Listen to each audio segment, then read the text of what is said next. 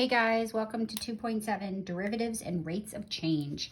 Let's remind ourselves in section 2.2, the tangent problem, we use a sequence of secant lines to find the slope of the line tangent to the curve at the x squared at the point a equals 2. So I think that was like maybe right here. Yeah, that would be right here. So here, this is 2, and this was 4, right? And we found the slope of the line here, right? The slope of the line we found to be 4. Right? So I want to re-examine this using difference quotients and limits. So how are we going to do that? Well, what we're going to do is, let me get a different color pen here. We're going to start at 2, and we're going to pick a point a little bit to the right of 2, and I'm going to call this 2 plus h. So the difference between 2 and 2 plus h is h. Right? And then I'm going to look at this point right here, and this is going to be 2 plus h squared, and I'm going to look at the slope of this secant line right here between the points 2 and 2 plus h on the x-axis. So the slope of this line is, ready? This is the slope of the secant line. The slope is, well, it's the change in y, so I'm going to do 2 plus h squared, because that's the output at 2 plus h, minus 4, all over the change in x, which is 2 plus h minus 2. Okay, so that's the slope of this secant line. So now I'm going to do the algebra. 2 plus h squared is 4 plus 4h plus h squared minus 4. And then 2 plus h minus 2 is just h. Now if you notice, these cancel out nicely. And we just get 4h plus h squared all over h. Keep going. We are going to factor in h out of the numerator. 4 plus h would be left here, all over h. Now we can cancel out these h's. So the slope of that secant line is 4 plus h. So the slope of any line that passes through the point x equals 2 and x equals 2 plus h is going to be 4 plus h, where h is the distance between the 2 points. So to find the slope of the secant line, that was the slope of the secant line, to find the slope of the tangent line, what we're going to do is move this point infinitely close to that point. So we're going to let h go to 0. We're going to shrink the distance and make that distance 0, and that's what's going to tell us what's happening right at that point. So the slope of the tangent line is the limit as h goes to 0 of the slope of the secant line, which is the limit as h goes to 0 of 4 plus h. Now the limit as h goes to 0 of 4 plus h, well, conveniently we can do direct substitution here, and it's just 4. So we did that using a slope of secant lines and concluded logically that it was 4 because we saw the slopes approaching 4. Here we just showed it using calculus by finding the slope in general between the points 2 and 2 plus h. So this is the slope between 2 and 2 plus h, and then we move the 2 points infinitely close together, that is, shrink the distance h between them to 0. So 4 plus h is equal to 4 when h approaches 0. So that's the idea behind a derivative. Now calculus is the study of change. So this is what this has all been building up to. So we're going to now take the idea of our difference quotients and combine it with the idea of our limits. And we are going to use this to find what we call the instantaneous rate of change of a point on any curve. So in general, the slope of a secant line through the points a, f of a, and a point a little further to the right, yeah, I'm going to change these to a's so they match up with that notes up there. So this is going to be f of a, right? And we're looking for the slope of this line right here through these 2 points is, well, the slope of the secant line is going to be the change in y. So it's f of a plus h minus f of a all over the change in x, a plus h minus a. Right. And then that's going to just, the only thing we can really simplify. So if you notice, this is just the difference quotient. That's why I had you practice that for your very first assignment. So the slope of this line is f of a plus h minus f of a. Ooh, you're a little buggy, little friend. F of h, there we go. So now the slope of the tangent line at any point A, we're going to move this infinitely close to that one. We're going to let h go to 0. So the slope of a tangent line is just the limit as h goes to 0 of the slope of the secant lines. So in other words, limit as h goes to 0 of f of a plus h minus f of a all over h. So for any point on the curve, we can find the slope by calculating the difference quotient and then taking the limit as h goes to 0. Right, that being said, let's find the slope of the line tangent to the curve x squared at any point A, not just 2. So the slope of the tangent line is equal to the limit as h goes to 0 of f of a plus h minus f of a all over h, which is equal to, well, the limit as h goes to 0 and f of a plus h. We're going to put a plus h right in here. So it's going to be a plus h squared minus a squared all over h. Now we do the algebra, hash it out. We want to simplify this difference quotient. Remember, this difference quotient is simplified once we eliminate that h in the denominator. So a squared plus 2ah plus h squared minus a squared all over h. And if you do this properly, nice things happen. Those are going to cancel. So we get the limit as h goes to 0 of 2ah plus h squared all over h. Now remember, we can't cross these h's out or those h's out because those are parts of terms, so we have to create a factor of h in the numerator. So let h go to 0. We're going to pull the h out of the numerator, so it's h times 2a plus h all over h. Those cross off. So the limit as h goes to 0 of 2a plus h. Now here's where it's just so simple. Don't overlook the obvious. As h gets closer and closer to 0, we can calculate this limit by direct substitution. Just a side note, we could not directly substitute up here because notice if we directly substituted up here, we'd get 0 plus 0 over 0. That would be 0 over 0, and 0 over 0 is an indeterminate form. But if we keep simplifying, we get that this is algebraically equivalent to this, and we can now let h be 0. So now we call that 0, and the limit is 2a. So that's telling me the slope of the line tangent to f of x equals x squared at any point A is just 2 times the value at A. So let's go back. Let's look at here. So the slope is 2a. So right here at 2, the slope is 2 times 2, which is 4. So m equals 4. So if we're standing right here on the curve, the slope is 4. What if I'm standing right here at 1? At 1, what's the slope? Well, the slope would be 2 times 1. Whoops. If a is 1, the slope would be 2 times 1, which is 2. So if you're standing right here, the steepness is 2. What if you're standing right here at the vertex? What would the slope be? Well, the slope would be, the point x here is 0, so it would be 2 times 0. It would be 0. How about negative 1.5? What's the slope right here? If you're standing right here on the curve, well, let's think logically about it. As we go left to right, we're walking downhill. So just like linear functions, if it's a decreasing at that point, the slope is negative. So it'd be 2 times negative 1.5. The slope here would be negative 3.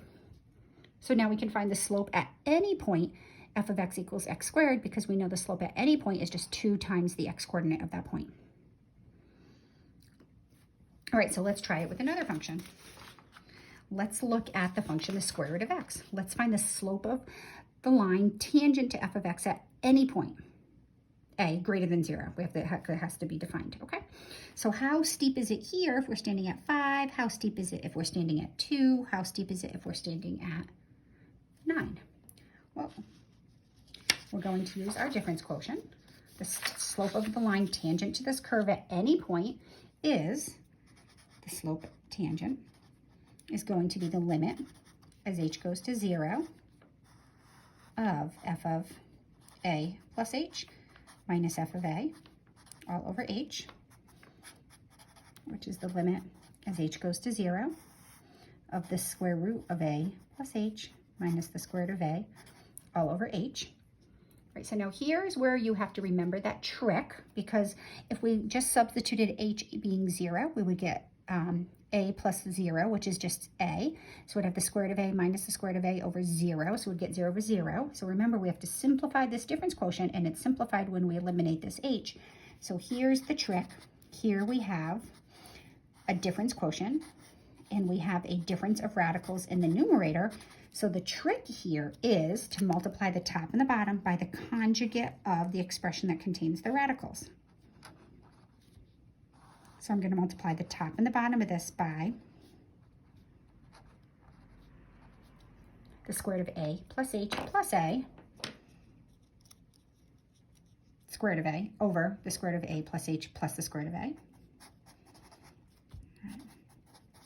Now remember, this is a conjugate, so nice things happen when we multiply a difference by its conjugate.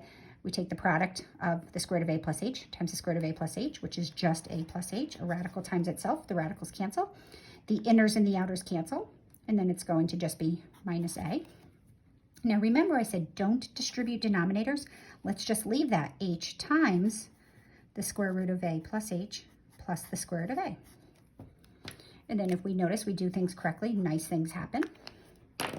And we're going to get this to be the limit as h goes to 0 of just h all over h times the square root of a plus h plus the square root of a. Now these cancel out, keeping in mind there's a coefficient of 1 in front of that h. All right, so now we're going to have, getting there, the limit as h goes to 0. Now I eliminated that h, so my next step, I should be in a good position to do my direct substitution. Right, so now as h goes to 0, we're going to make that 0. Right, we're going to get 1 over the square root of a plus the square root of a. But the square root of a plus the square root of a is 2 square root of a. So therefore, the slope of the line tangent to the curve, or the steepness of the curve at any point A, is 1 over 2 square root of a, for y equals the square root of x. So let's take a look at the graph of the square root of x. Sorry, I'm getting a little messy here. I'll get you back in my window. All right, there we go. Right, okay, good. All right, so if I pick any point on this curve, let's try, conveniently, I'm going to choose 9. All right, what would be the slope of the line tangent to the curve at 9? Well, the slope would be, put 9 into the template. So 1 over 2 square root of 9, which is 1 over 2 times 3, which is 1/6. So if you're standing right here on the curve, the steepness would be 1/6. 4 is another good choice. Just I'm trying to make the algebra simple. So how steep is it here at 4? Well, the steepness right here would be 1 over 2 times the square root of 4, which is 2, so it's 1/4. Another good choice would be 1, right? How steep is it right here? We'll put 1 in here, so 1 over 2 times the square root of 1. The slope would be 1/2. Right, we don't have to use, I just chose numbers that were perfect squares because it was nice to take the square root. But let's suppose we had 7. How steep is the curve right here? If you're standing at 7, well, we expect it to be somewhere between 1/4 and 1/6. And it would be 1 over 2 square root of 7. And that's not a nice, easy number, but I'm going to pop it in my calculator. 1 divided by 2 square root of 7. So it's about 0.19, which is a little bit less than 1/4. It's a little bit bigger than 1/6. So it's just in between. All right, so using this information, I want to find the equation of the line tangent to the curve right here at 4. That's my next question for you. How can I find the equation of the line tangent to the curve at the point, tangent to the curve f of x equals the square root of x at the point a equals 4? Well, in order to find a line, we need two things. We need to know the slope, and we need to know a point. So here is the function y equals the square root of x. Here's the equation of the line that we're looking for. We know at the point 4, they share the coordinates. Right, so the output is 2. So we know the point is the point 4, 2. And we know the slope at the point 4 is 1/4. We saw that on the previous page because we found that the slope at any point A is 1 over 2 square root of A. So at 4, we know the slope was 1/4. So the slope is 1/4. So again, I don't care if you use y equals mx plus b, just make sure if you use y equals mx plus b that you find the entire equation of the line. I prefer to use point slope form. Y minus the y value you know equals the slope times x minus the x value that you know. So y minus 2 equals 1/4 x minus 1. And y minus 2 equals 1/4 x. Whoops, sorry. I added the 2 to both sides, plus 1. So here I want to add 2 over here. So my final answer is y equals 1/4 x plus 1. So that would be the equation of the line, tangent to the curve, y equals the square root of x at the point a equals 4. All right, just a side note, if you were to do mx plus b, I'll just show you why I don't like it. I hope I don't plant a seed here. So if we had y equals mx plus b, right, we need to find b. So I'm going to plug in my values for x and y and my value for my slope. So 2 is equal to 1/4 x was 4 plus b. Right, so 2 equals 1 plus b. So b equals 1, right? Problem is, the biggest mistake I see students make is that they end here. They find b equals 1 and then they think they're done. But we're looking for the equation of the line. So the important thing is if you were to do y equals mx plus b, to make sure that you go back and put it all together. M is 1/4 x plus b, which is 1. So the answer is the same. I like this one-step process where I don't have to remember to go back and put it all together. But either way, if you do it correctly, you will get the same equation of the line. This is what I've been waiting for. This is one of my favorite things. It's going to be a lot of writing, so get ready. Ready? The following are equivalent. All right, so given a function, y equals f of x, all these 5 points mean the same thing. If we find the slope of the line tangent to the curve y equals f of x at the point x equals a, we are finding the slope or steepness of the curve y equals f of x at the point x equals a. So in other words, the slope of the line tangent to the curve, the square root of x at 4 is 2. But if we eliminated that completely and we didn't have the line and you were just walking along this curve and you were going for a hike and you were walking, if you were standing right here at the point, the measure of the steepness would be 1/4. So the steepness, now we can identify steepnesses of any curves, not just linear functions. All right, the slope or the steepness, the slope of the tangent line is the same as the slope or the steepness of the curve at that point. It's also called the instantaneous rate of change.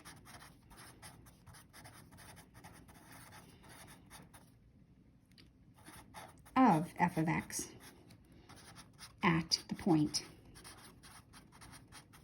x equals a.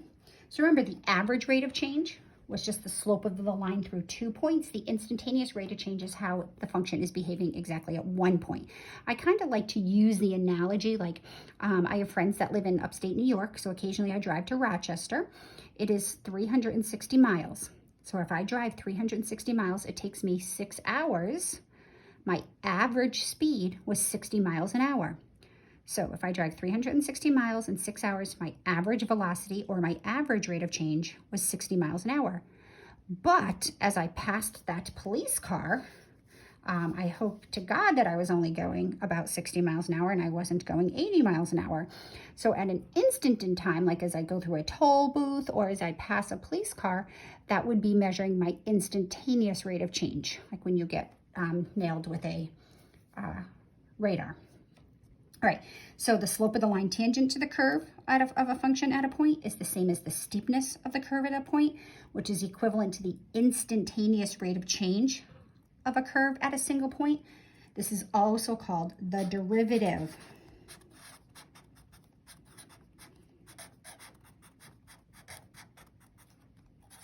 of the function f of x at the point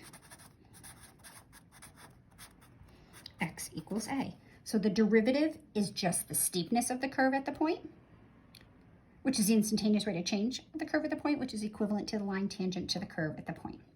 And the very last thing is just the notation, f prime of a. That means this, which means this, which means this, which means this. These all mean the same thing. So this is red f prime of a. So f prime of a is just the derivative at the point A.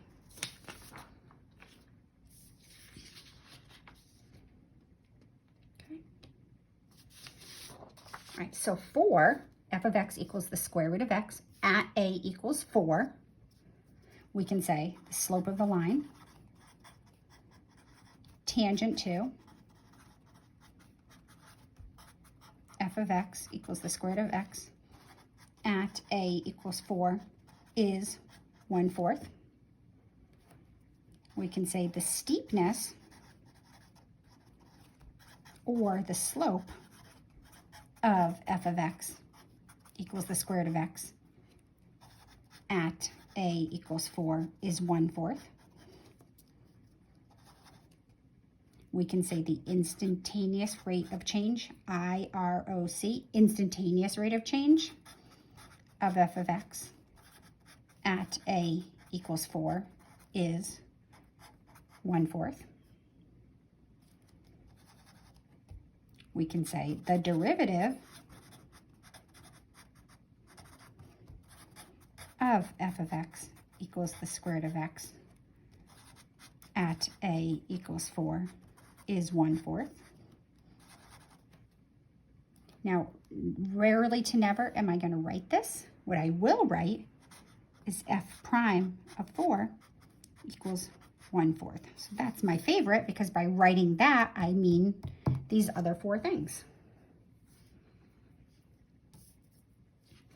All right, so let's try another example. One more.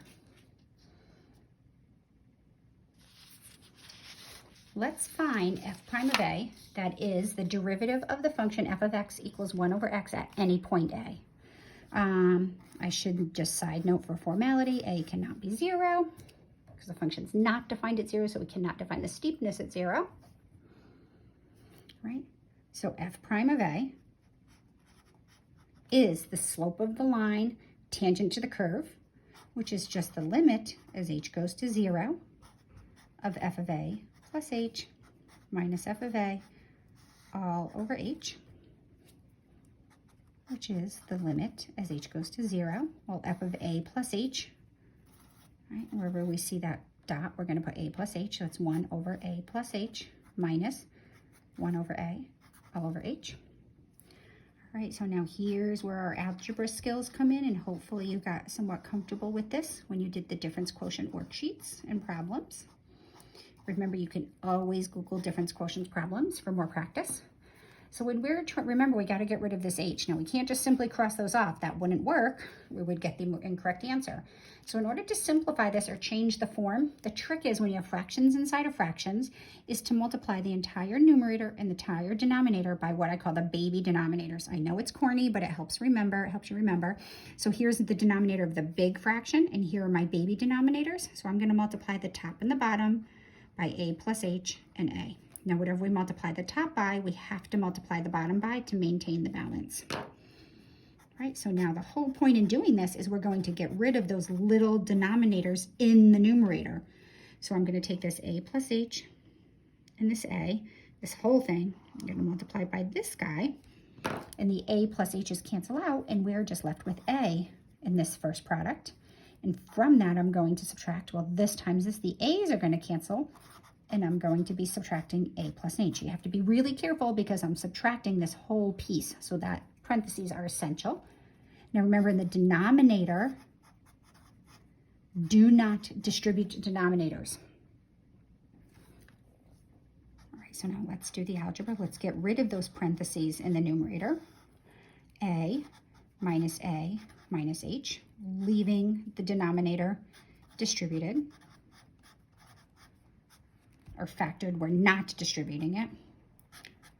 The limit is h goes to 0 of negative h all over h, a plus h times a Well, now this h cancels out with this h. So remember that a difference quotient is simplified when we get rid of that h in the denominator. So the limit as h goes to 0 of -1 all over a plus h times a. Now we can do direct substitution. We can let h be 0. We get -1 over a times a, which is -1 over a squared. So therefore, f prime of a equals -1 over a squared for f of x equals 1 over x. As long as a does not equal 0. So let's go right here. Suppose we're at the point 1. How steep is the curve right there? Well, put 1 in here. We get m is equal to, well, it's -1 over 1 squared, -1. So if you're standing right here, the steepness is -1. Excuse me, let's go up to 3. If you're standing right here, how steep is it? Notice it's still negative and it's not as steep. So if we put 3 in here, we get the slope equal to -1 over 3 squared, which is 9. The slope is 1/9. How about over here at -2? How steep would the curve be right there at -2? Well, if we put -2 in there, we get the slope equal to -1 over -2 squared, which is -1/4.